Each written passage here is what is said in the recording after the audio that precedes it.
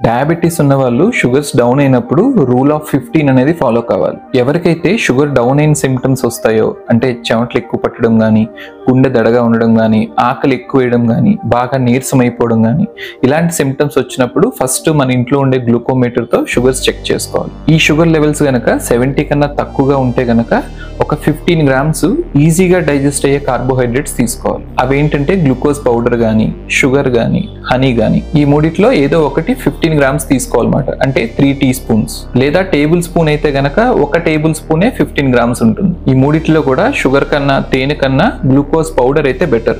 ఎందుకంటే ఈ glucose powder నుంచి గ్లూకోజ్ అనేది బ్లడ్ లోకి ఫాస్ట్ గా అబ్జార్బ్ అవుతుంది. ఈ 15 గ్రామ్స్ కార్బోహైడ్రేట్ తీసుకున్న తర్వాత ఒక 15 మినిట్స్ వెయిట్ చేసి మళ్ళీ షుగర్స్ చెక్ చేయాలి. ఈ లెవెల్స్ గనక మళ్ళీ 70 కన్నా తక్కువగా వస్తే గనక మళ్ళీ ఇంకోసారి 15 గ్రామ్స్ ఫాస్ట్ గా డైజెస్ట్ అయ్యే కార్బోహైడ్రేట్స్ తీసుకోవాలి. లేదు ఈ గ్లూకోజ్ పౌడర్ తాగిన 15 మినిట్స్ తర్వాత మన షుగర్స్ 70 కన్నా ఎక్కువ ఉంటే గనక అప్పుడు స్లోగా డైజెస్ట్ అయ్యే కార్బోహైడ్రేట్స్ తీసుకుంటే సరిపోతుంది. ఇవేంటంటే ఒక 3 to 4 బిస్కెట్స్ కానీ, ఒక 2-3 బ్రెడ్ స్లైసెస్ కానీ, లేదా ఒక గ్లాస్ మిల్క్ కానీ, ఇవి తీసుకోవడం వల్ల వాళ్ళ షుగర్స్ మళ్ళీ డౌన్ అవ్వకుండా ఉంటాయి. అండ్ దీని తర్వాత వాళ్ళ నెక్స్ట్ మీల్ ఎప్పుడు రెడీగా ఉంటే అప్పుడు తీసుకుంటారు అన్నమాట. ఇక్కడ ఇంపార్టెంట్ పాయింట్ ఏంటంటే ఈ రూల్ ఆఫ్ 15 అనేది ఓన్లీ కాన్షియస్ గా ఉండే పేషెంట్స్ కే. ఒకవేళ ఎవరైనా అన్కాన్షియస్ గా ఉన్నారు, కోమాలో ఉన్నారు, లేదా మత్తుగా ఉన్నారు అంటే గనక వాళ్ళ రిలేటివ్స్ తీసుకెళ్లి వాళ్ళ నోట్లో బలవంతంగా గ్లూకోజ్ పౌడర్ కానీ, హనీ కానీ పోస్తే కొన్నిసార్లు వాళ్ళు మింగలేకపోతే గనక గ్లూకోజ్ అనేది లంగ్స్ లోకి వెళ్ళిపోయి బ్రీతింగ్ ప్రాబ్లమ్స్ వస్తాయి.